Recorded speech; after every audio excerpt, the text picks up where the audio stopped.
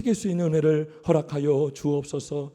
끝까지 하나님의 말씀에 청종하는 이 시간 되길 원하오며 사랑이 많으신 예수님의 이름으로 기도하옵나이다. 아멘. 할렐루야. 할렐루야. 우리 한번 인사하겠습니다. 존경하고 사랑합니다.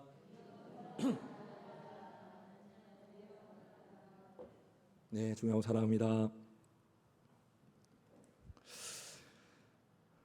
작년 5월에 교회 오빠 이관이라는 영화가 개봉이 되었었습니다.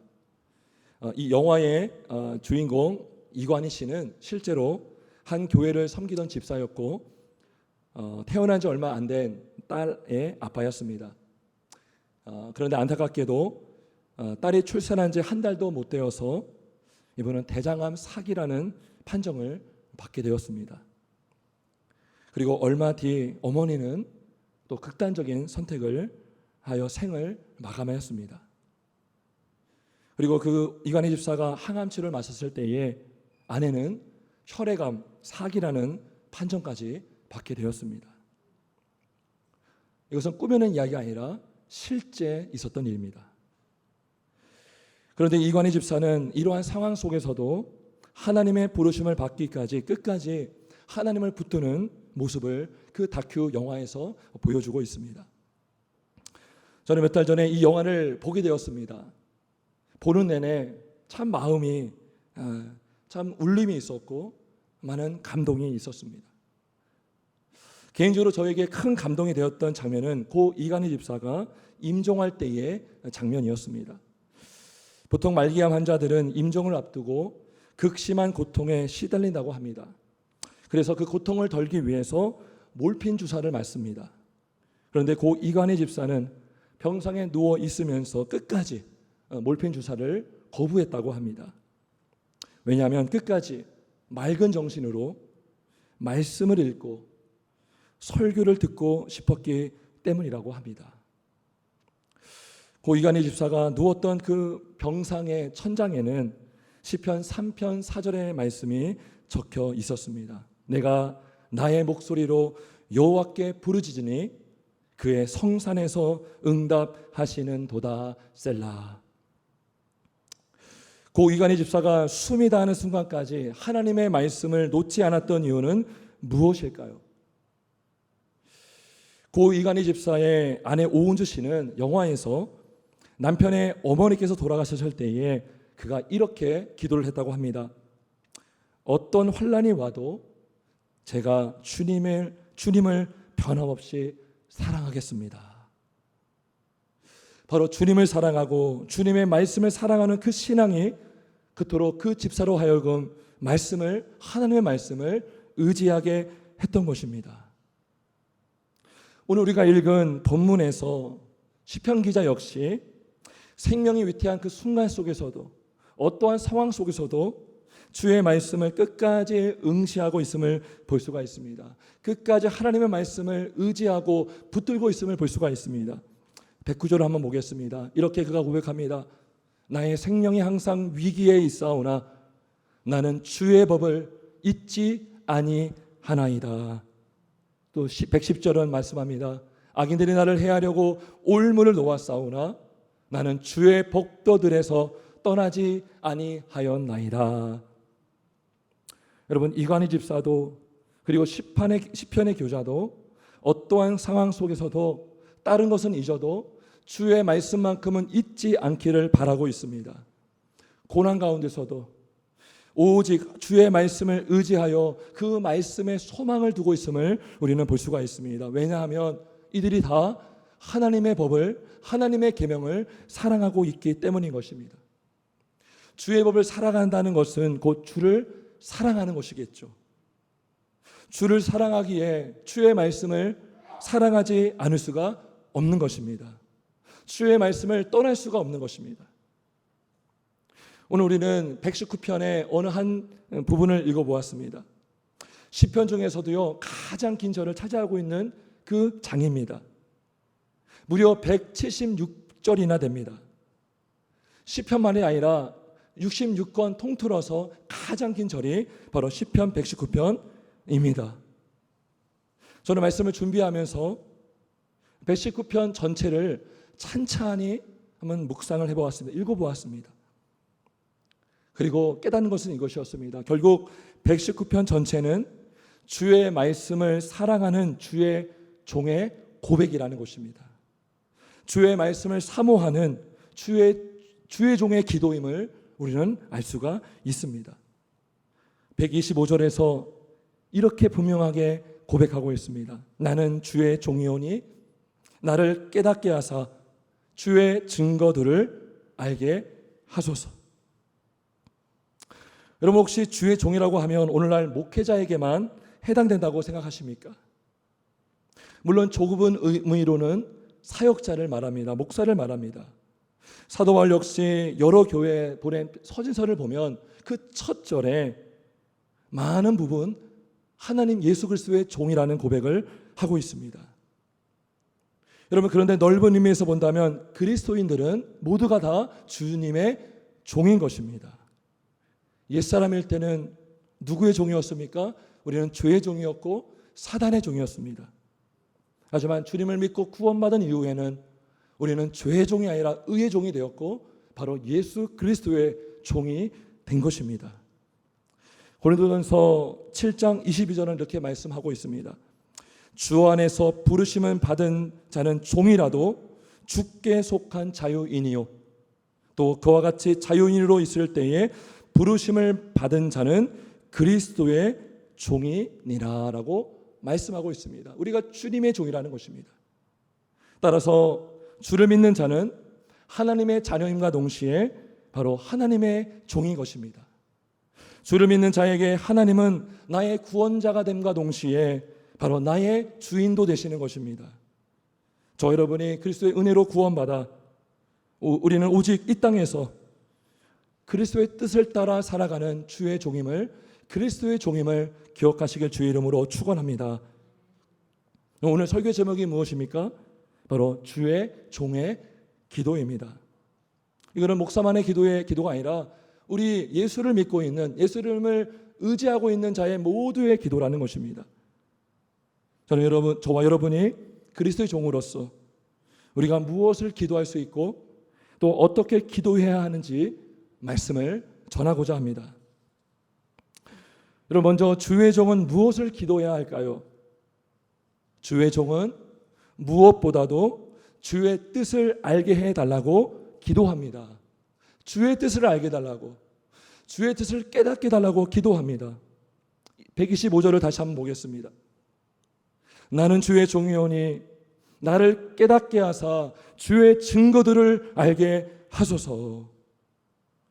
여러분 주님의 뜻을 알게 해달라는 이 기도는 그리스도의 종이라면 너무나도 기본적이고 너무나도 중요하고 너무나도 당연한 기도를 할 수 있습니다. 왜냐하면 주의 종은 누구입니까? 주님을 위해 사는 자가 아니겠습니까? 주의 종은 주님의 뜻을 따라 사는 자이기 때문인 것입니다. 주님을 위해 사는 존재인데 주님의 뜻을 알지 못한다면 어떻게 그가 주의 종으로 살아갈 수가 있겠습니까? 자기 생각대로, 자기 욕심대로, 자기의 멋대로 살지 않겠습니까? 따라서 주의 종은 무엇보다도 누구의 뜻을 구합니까? 바로 주님의 뜻을 구하는 자입니다. 우리는 여기서 한 가지 알 필요가 있습니다. 그것은 주의 뜻을 안다는 것은 단순히 지식적으로만 안다는 것이 아닙니다. 단순히 성경을 여러 구절을 암송한다는 차원이 아닙니다. 주의 뜻을 안다는 것은 주님의 뜻이 실제로 깨달아지고 믿어지고 인격적으로 체험적으로 믿어진다는 것입니다. 그렇게 말씀이 깨달아지고 체험될 때에 그 말씀은 주님의 말씀은 나를 변화시키는 능력의 말씀이 되는 것입니다. 여러분 아무리 사과가 빨갛고 달고 시다는 이야기를 듣습니다. 그런데 그 사과를 먹어보지 않으면 그 내용은 정보에 지나지 않습니다. 그런데 그 사과를 내가 실제로 먹는다면 실제로 만지고 먹어서 그 맛을 알게 된다면 그 들었던 내용은 단순한 정보가 아니라 나에게 내 몸 전체로 인식이 되는 그 사과가 되는 것입니다. 그래서 우리는 말씀을 깨닫고 믿어져야 되는 것입니다. 말씀을 묵상하는 강조하는 한 교회가 있습니다. 어떤 교회가 있습니다. 온 성도가 말씀을 사모하는 참 귀한 교회입니다. 그런데 어떤 한 분께서 그 교회 한 성도님과 교제할 기회가 있었다고 합니다. 놀랍게도 그 성도님은 신학도 배우지 않았는데 거의 모든 성경의 본문을 바르게 해석할 정도로 말씀에 대한 이해가 깊은 분이었다고 합니다. 그런데 아쉽게도 그분은 겸손한 모습보다는 자신이 알고 있는 말씀의 틀 안에 갇혀서 남을 판단하고 다른 누구의 권면이나 조언도 받지 않는 모습을 보여주었다고 합니다. 여러분, 정말 그 성도님께서 말씀을 아는 것일까요? 조심스럽지만 그 성도님은 성경을 그저 머리로만 알고 있다라고 볼 수가 있는 것입니다. 실제로 하나님의 말씀이 신자 안에 살아 움직이게 되면 그 영혼은 말씀 앞에 죄를 깨닫게 되고 겸손해질 수밖에 없는 것입니다. 성도는 온 율법과 선지자의 강령인 말씀 앞에 하나님을 사랑하고 이웃을 사랑하는 모습으로 나타나게 되는 것입니다. 교만함보다는 성령의 열매를 맺으며 온유함과 절제함과 사랑함과 화평함 등의 열매를 맺게 되는 것입니다. 따라서 말씀을 많이 안다고 해도 그것 자체가 하나님을 바르게 알고 있다라고 할 수가 없는 것입니다. 분명 경건의 모양은 있으나 경건의 능력이 없는 경우가 있을 수가 있기 때문인 것입니다. 여러분, 그래서 맥체인 성경 읽기표를 만들어서 성경 읽기를 강조했던 로버트 맥체인 목사는 그것을 경계하며 이렇게 말했습니다. 어떤 이들은 말씀을 읽기 위해 시간을 정하고 정해진 분량을 다 읽고 나면 자기 자신을 만족스러운 눈으로 바라보는 유혹에 빠지기 쉽습니다. 확실컨대 많은 이가 영혼에 아무런 하나님의 역사를 체험하지 못한 채 살아가고 있습니다. 이것을 경계하며 조언을 해준 것입니다. 여러분, 그렇다면 주의 말씀이 내 가슴 속에 녹아지고 나를 변화시키는 능력이 되려면 어떻게 될까요? 답은 하나밖에 없습니다. 하나님의 은혜밖에 없습니다. 오직 하나님의 은혜로만 가능합니다. 그리고 이 하나님의 은혜임을 안다면 주의 종은 겸손히 하나님의 말씀을 받기를 바라는 것입니다. 그리고 이렇게 겸손한 주의 종의 모습은 바로 기도함으로 그 모습이 나타나게 되는 것입니다. 다시 한번 125절을 우리 한번 같이 한번 읽어보겠습니다. 125절 있습니다. 시작. 나는 주의 종이오니 나를 깨닫게 하사 증거들을 알게 하소서. 여러분, 겸손한 종은 머리만 커지기 위해서가 아니라 주님을 위해서 그 말씀을 깨닫고 알게 해달라고 구하는 것입니다. 마치 약복 강가에서 야곱이 그 천사와 씨름할 때에 나에게 축복하지 아니하면 가게 하지 않겠다라고 그 절박한 심정으로 기도했던 것처럼 주님, 나는 주님의 종입니다. 주님의 종으로서 주님의 뜻을 알아야지 저는 살 수 있습니다라는 그 간절한 마음으로 주님의 뜻을 깨닫게 해달라고 간절히 기도하는 것입니다. 여러분, 우리는 말씀을 보면서 시편 기자가 얼마나 주님의 뜻을 사모하고 있는지를, 그래서 그 뜻을 정말 얼마나 간절히 깨닫기를 원하는지를 알 수가 있습니다. 123절에 보면 그가 이렇게 고백합니다. 내 눈이 주의 구원과 주의 의로운 말씀을 사모하기에 피곤하니이다. 우리는 보통 언제 눈이 피곤합니까? 요즘 같은 시대에 스마트폰을 보느라 혹시 눈이 피곤하지 않습니까? 그 작은 글씨를 보려고 이동 중에도 무언가를 보려고 눈에 에너지를 많이 쓰고 있지 않습니까? 자기 전에도 스마트폰을 봅니다. 눈이 피곤합니다. 여러분, 그런데요, 시편 기자는 다른 것도 아니고 오직 주의 말씀을 사모함으로 눈이 피곤하다라고 말씀하고 있습니다. 여러분, 마치 누구 사랑하는 사람을 기다릴 때 눈이 빠지도록 기다린다고 우리가 표현하지 않습니까? 주님의 말씀을 깨닫기까지 눈이 빠지도록 말씀을 보면서 말씀을 들으면서 그가 하나님의 은혜를 구하고 있다는 것입니다. 심지어 131절에 이렇게 고백을 하고 있습니다. 제가 읽어보겠습니다. 내가 주의 계명들을 사모함으로 내가 입을 열고 헐떡였나이다. 헐떡였나이다. 여러분, 마치 배고픈 새들이 엄마 새로부터 그 먹이를 받으려고 입을 벌려 헐떡헐떡거리는 것처럼 주의 종의 말씀을 받으려고, 말씀을 섭취하려고 입을 헐떡였다라고 고백하고 있습니다. 그만큼 주의 종에게 무엇이 간절합니까? 주님의 계명이 간절한 것입니다. 그냥 계명이 아니라 그 계명을 깨닫기를 간절히 바라보고 있는 것입니다. 주님의 뜻을 알고 싶고 깨닫고 싶은 것입니다. 여러분, 우리가 말씀을 읽는다고 해서 그냥 그 읽은 말씀이 다 이해가 되는 것이 아닙니다. 그냥 듣는다고 해서 다 깨달아지는 것이 아닙니다. 하나님의 은혜가 있어야 믿어지고 깨닫게 되는 것입니다. 그래서 겸손한 종은 겸손히 주님의 은혜를 구하게 되는 것입니다. 물론 무조건 기도만 한다고 해서 다 주의 뜻을 깨닫게 되는 것은 아닙니다. 여러분, 근데 기도가 중요한 것이 무엇입니까? 오직 그 말씀을 깨닫게 해주시는 분은 하나님이심을 우리가 믿고 있습니다. 그럼 우리는 은혜를 구할 수밖에 없지 않겠습니까? 기도 외에 우리가 그 주님의 은혜를 어떻게 구할 길이 있겠습니까?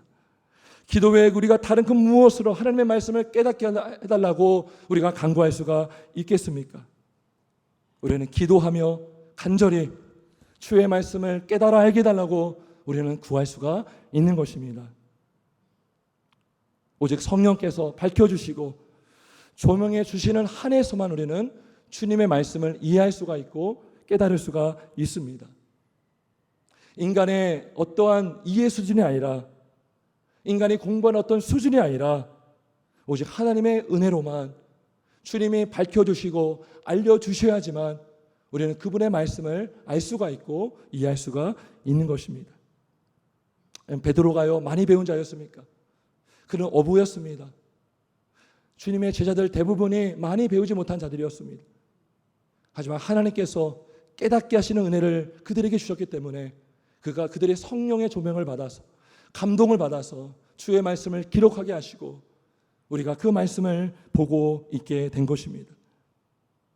주의 종이 주의 뜻을 깨닫기 위해 겸손하게 주의 말씀을 듣고 읽되 간절히 주님의 말씀을 깨닫게 달라고 간구하는 은혜가 있길 주님의 이름으로 축원합니다. 여러분, 그렇다면 여러분, 주의 종이 이 말씀만 깨닫기만 하면 그 깨달은 말씀대로 살 수 있을까요? 그렇지가 않다는 것입니다. 주의 뜻대로 우리는 우리 힘으로 살 수가 없습니다. 깨닫는 것이 하나님의 은혜라면 그 깨달은 말씀대로 사는 것도 하나님의 도움이 필요한 것입니다. 그래서 우리는 또 무엇을 기도할 수 있습니까? 주님, 내가 주의 뜻대로 살게 하여 주옵소서. 그렇게 살 수 있게 달라는 은혜를 우리는 구하는 기도를 해야 되는 것입니다. 이것이 종의 두 번째 기도인 것입니다. 우리 116절을 한번 같이 읽어보겠습니다. 116절 우리 한번 같이 읽어봅니다. 시작.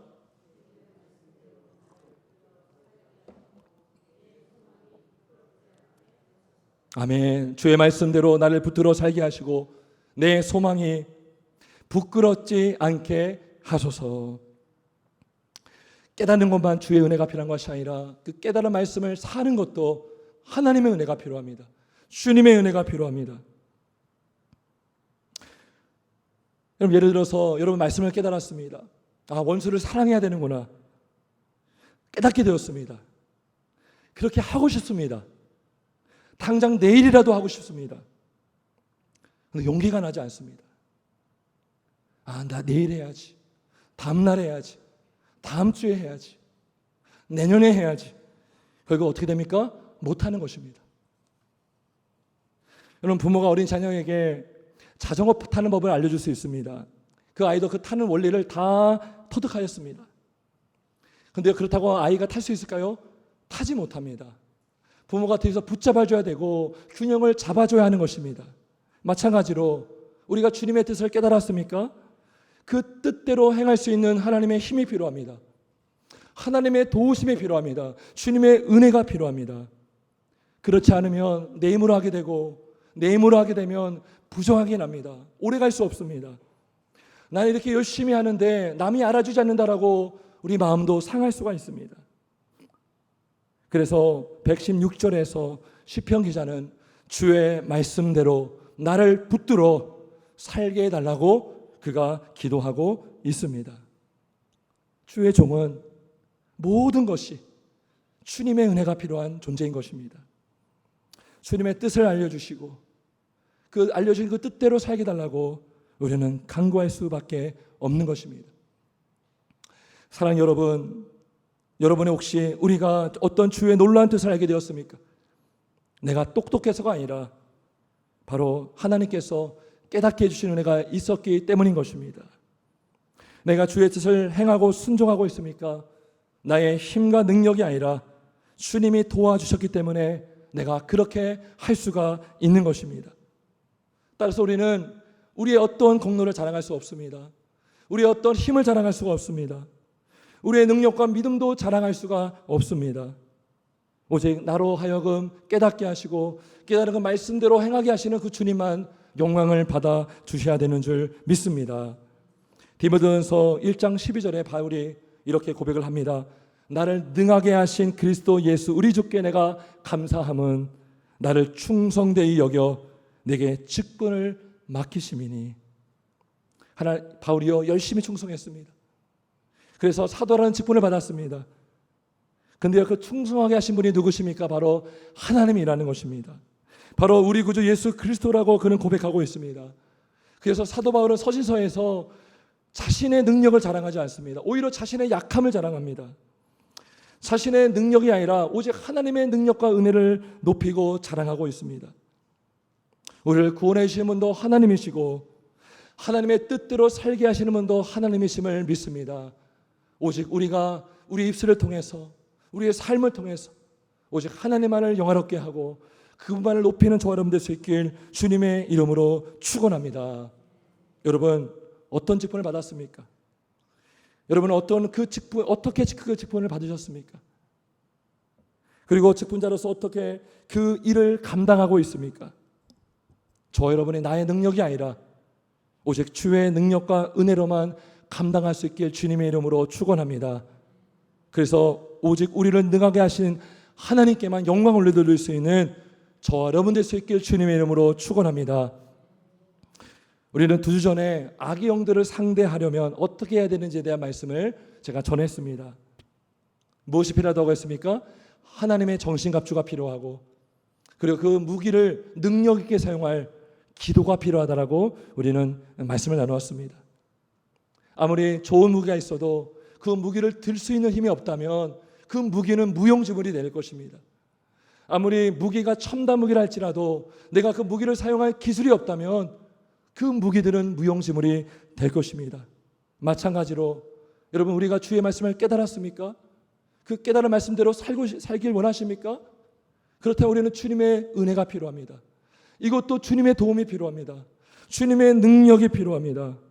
그 능력은 어떻게 받을 수 있습니까? 오직 기도로만 받을 수가 있는 것입니다. 주님의 말씀대로 나를 붙들어 살게 하여 주시옵소서. 이것은 단순한 기복적인 기도가 아닙니다. 겸손한 주님의 종만에 기도할 수 있는 바로 기도인 것입니다. 이러한 기도의 은혜가, 이러한 간구의 은혜가 우리에게 있길 주님의 이름으로 축원합니다. 끝으로 주의 종은 무엇을 어떻게 기도할 수가 있습니까? 그것은 바로 주의 종은 어떠한 상황 속에서도 주님 일하여 주시옵소서. 주님이 일하실 때입니다. 주님 일하여 달라고 우리는 기도할 수가 있습니다. 우리 126절을 한번 같이 읽어보겠습니다. 126절 같이 한번 읽습니다. 시작.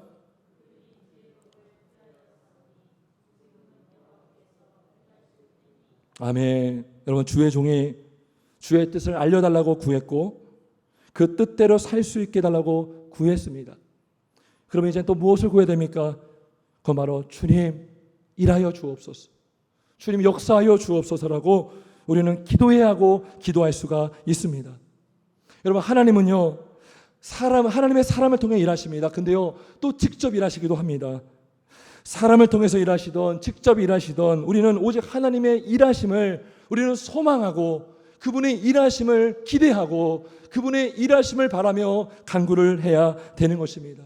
내가 역사하는 것이 아니라, 내 육신이 역사하는 것이 아니라 오직 하나님만이 역사하여 주옵소서, 하나님 일하여 달라고 우리는 간구할 수가 있는 것입니다. 오늘날 우리 주변에 일어나는 일들을 보면 사람의 힘으로 결국 감당할 수 없는 일들이 너무나도 많이 일어나고 있습니다.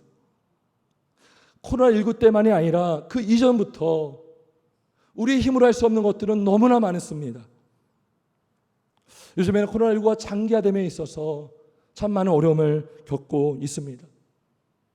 처음에는 코로나19가 잡히는 듯 했지만 다시 확산이 되었고 지금은 소소하게 장기적으로 가고 있는 양상을 보여주고 있습니다.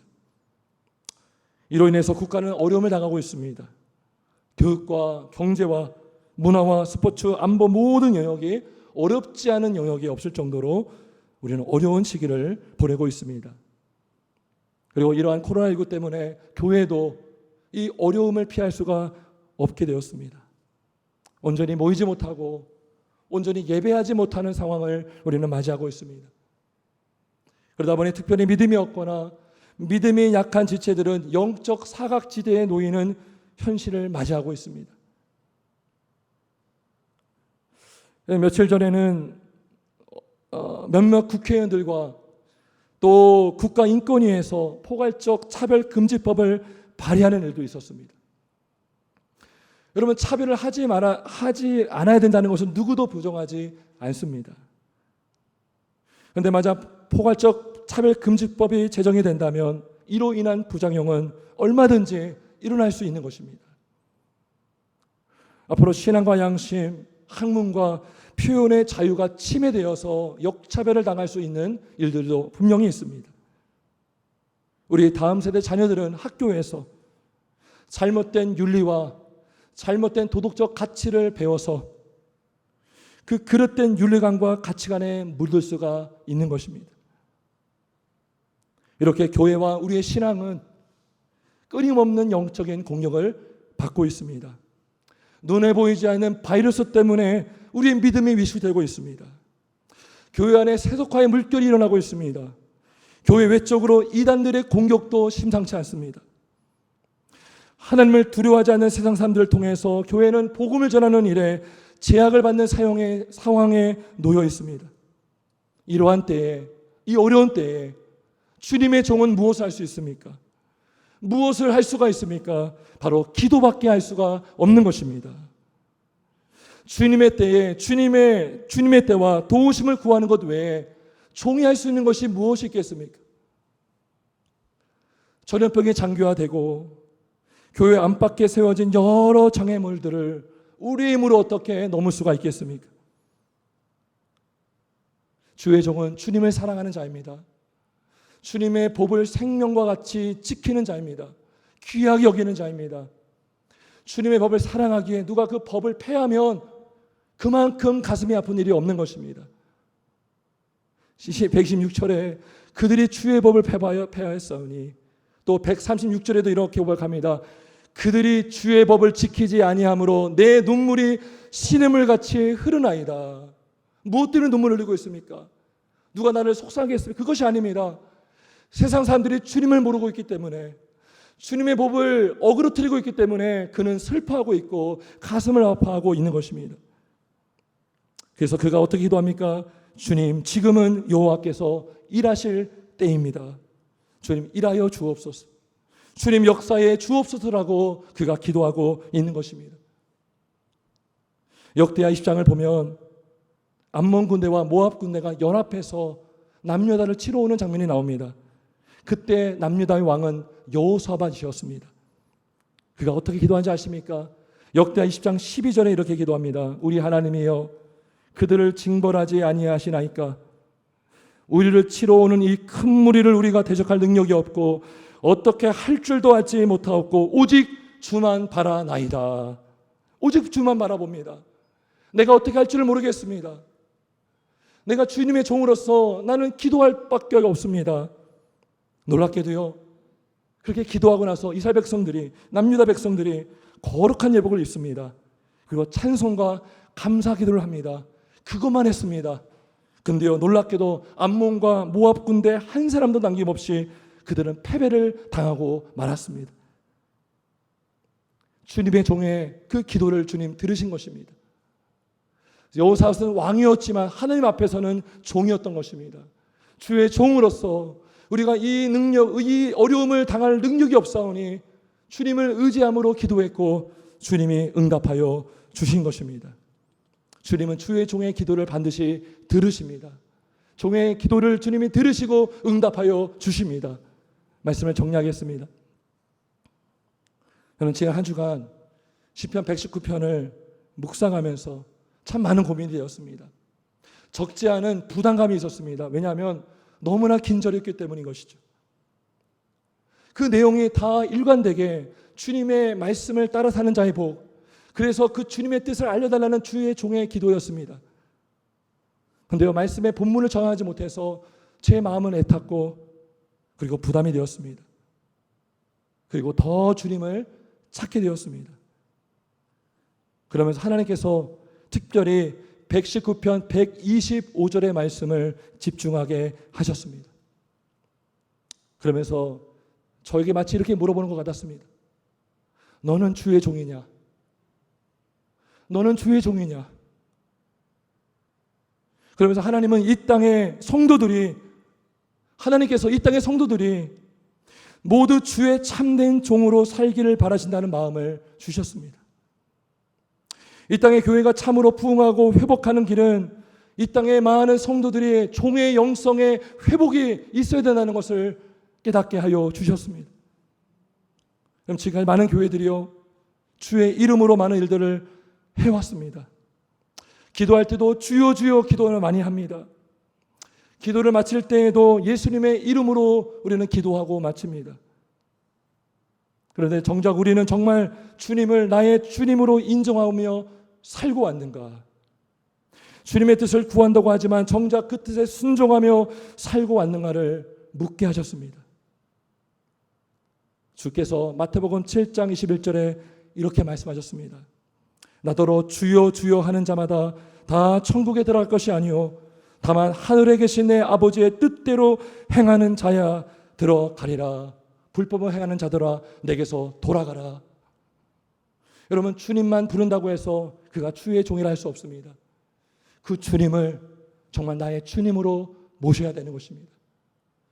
그 주님을 나의 주님으로 모신 자는 주의 종이요, 그 주의 종은 주의 법을 사모하는 자요, 그 주의 법을 사모하여서 그 뜻을 깨닫게 달라고 기도하는 자고, 그 깨달은 말씀대로 살게 달라고 기도하는 자요. 이 어려운 시국에 한치 앞도 내볼 수 없는 이 어려운 상황 속에서 오직 주님만이 일하여 주시옵소서, 주님만이 역사하여 달라고 기도하는 자가 바로 주의 종인 줄 믿습니다. 저와 여러분이 주의 종의 영성을 회복하는 은혜가 있길 주님의 이름으로 축원합니다.